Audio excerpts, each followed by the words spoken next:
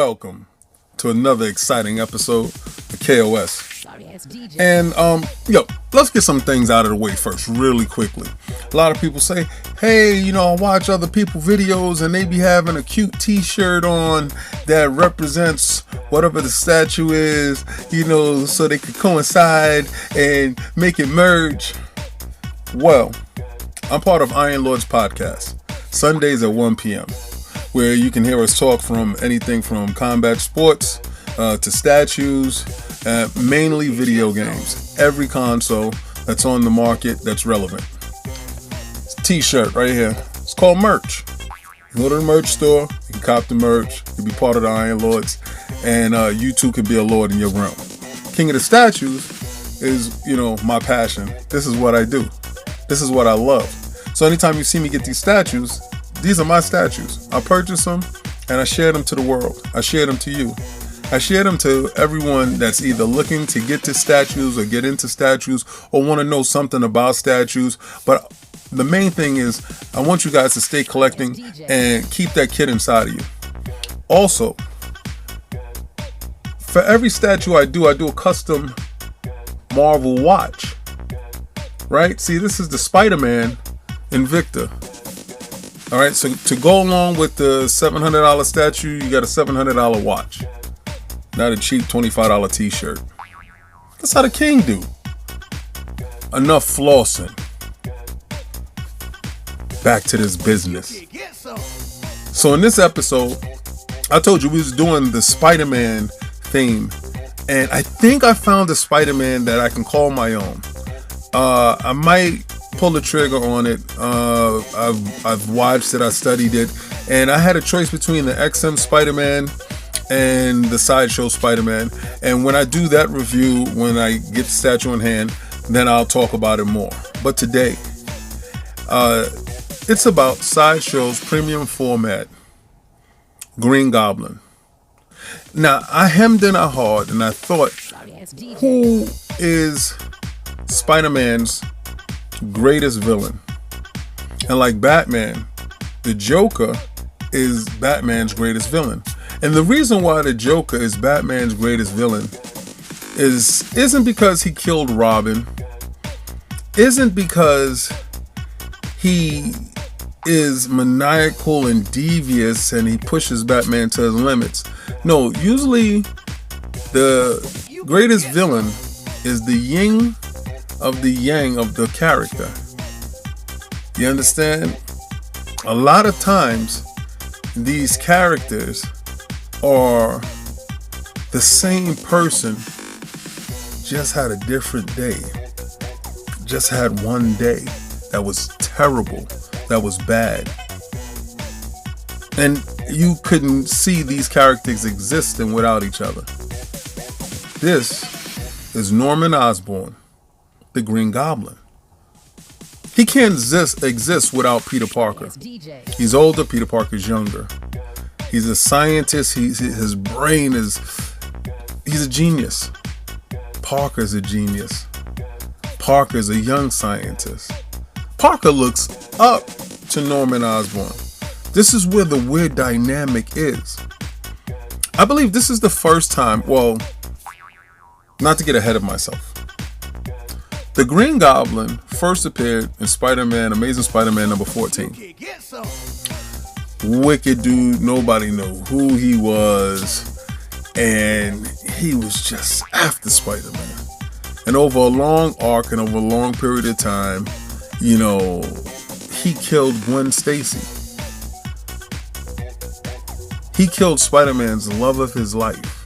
Now, I believe that's probably one of the earliest times that I realized that comic books wasn't all jokes and games, and that Spider-Man was the hard luck hero. Yeah. I knew then that Spider-Man's life would be one of power and misery, both at the same time. The dualities will coexist. Where inside the Green Goblin, he will suffer power and misery because he is clinically insane. From the potion that he made, the serum that he's made, that made him deranged, but it also gave him super strength, speed, agility. He used his technical know-how to build that glider, to build those pumpkin bombs, to build that, you know, the laser out of his fingers to shock Spider-Man, disorient Spider-Man. He is exactly what Spider-Man needs to push him forward. For a very long time, he was that antagonizing, baffling, maniacal character. He even killed, in the other universe, in the Ultimate Universe, he even killed Spider-Man. That's how we got Miles Morales. But that's a statue for another day. Many books depicted this character as his true arch enemy. Now, Norman Osborn will go on to form the Dark Avengers after the Initiative and all this other stuff, and you know, he will become the Iron Patriot. So it's a lot of stories that's in the Marvel comic books that Norman Osborn, because they were looking to show a different kind of hierarchy. The Spider-Man's rogue gallery is immense. It's probably the best in comic books. So I needed a Green Goblin. So XM had a Green Goblin that was coming out, but I wanted this one. This is not the OG. The OG has mixed media. This is the second one, the premium format one, that is by far depicting what I view the Green Goblin to be.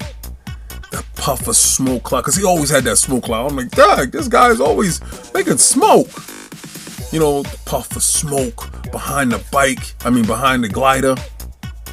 And the way he's angled on the glider with his arms extended, it is a frightening sight. That mask is crazy. The statue with the bombs, he has the bomb in his hand, and he is chucking them at Spider-Man. So he killed his love of his life, and everybody thought Mary Jane was the love of his life. No, Mary Jane came later, but Gwen was first. It took a long time for Spider-Man to recover from that. It's very hard for loss to be conveyed in books, but it was done. It was done accurately. That Spider-Man wanted revenge. He wanted this guy. He wanted to get to the Green Goblin. So this is why this statue is here. Because Spider-Man's arch enemy is none other than the Green Goblin.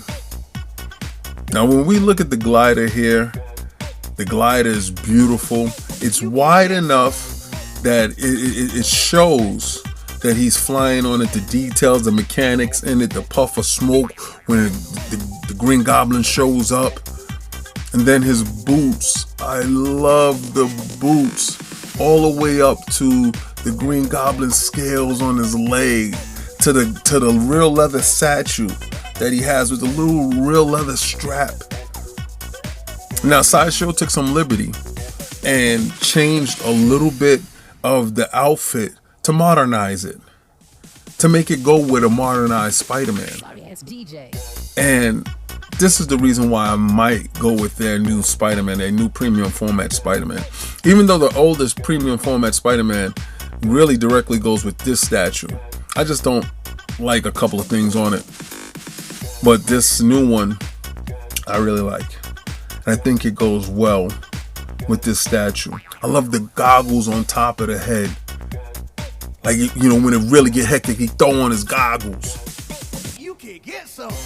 I am such a visualization type of dude. Like, when it comes to comic books, I visualize it, I remember it, I absorb it. And these comic books were a staple in my life.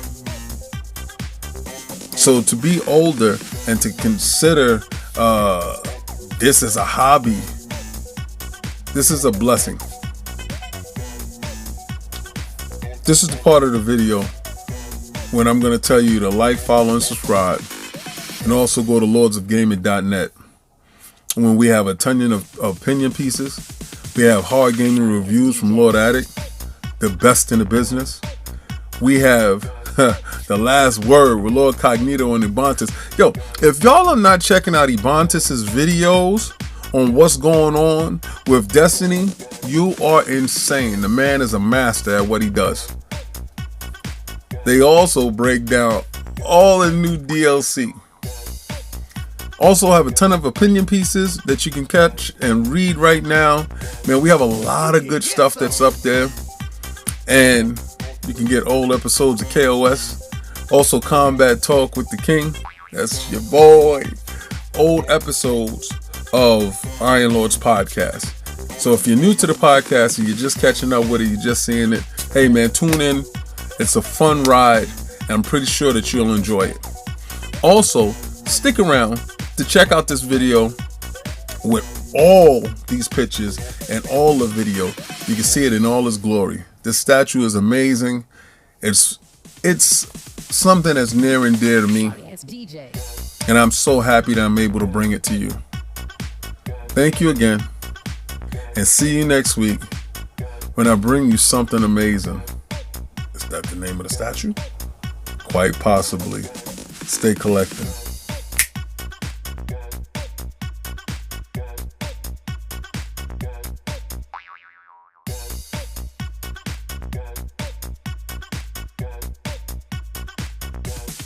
You can get some.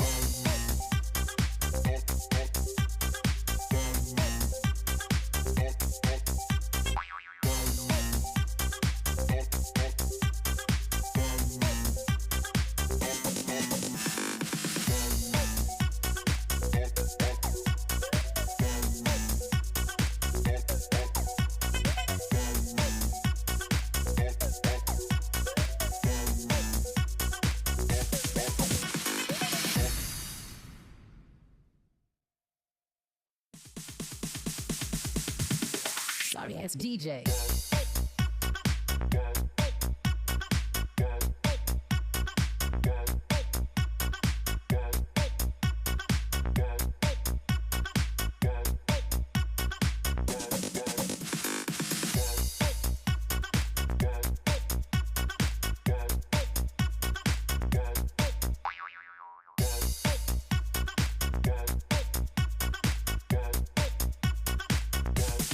You can get some.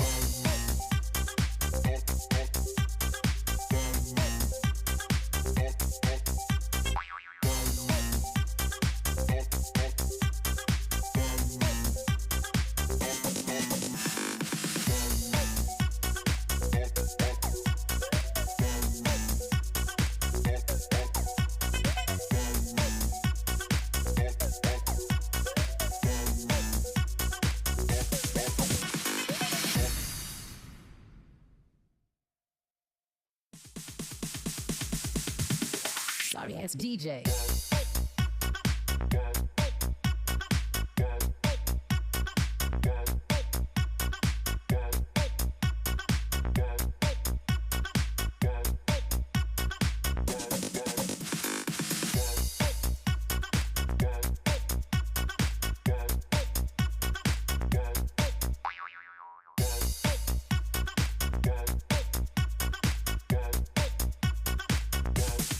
You can get some.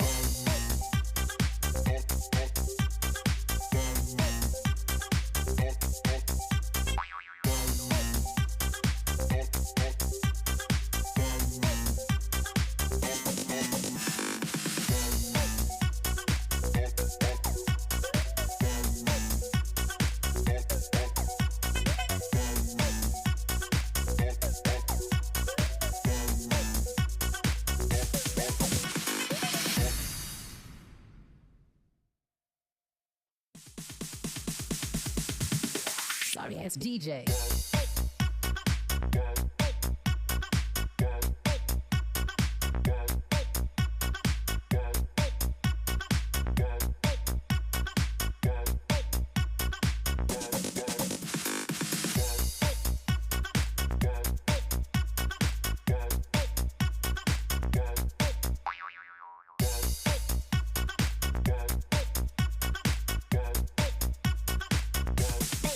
can get some.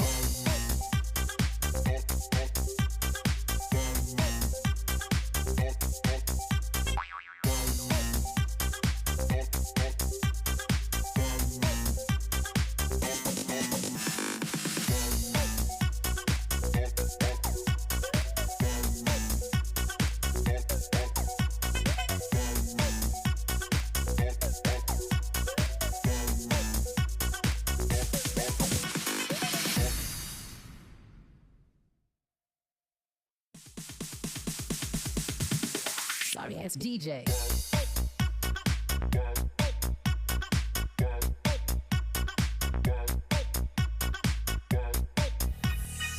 By this act, I rule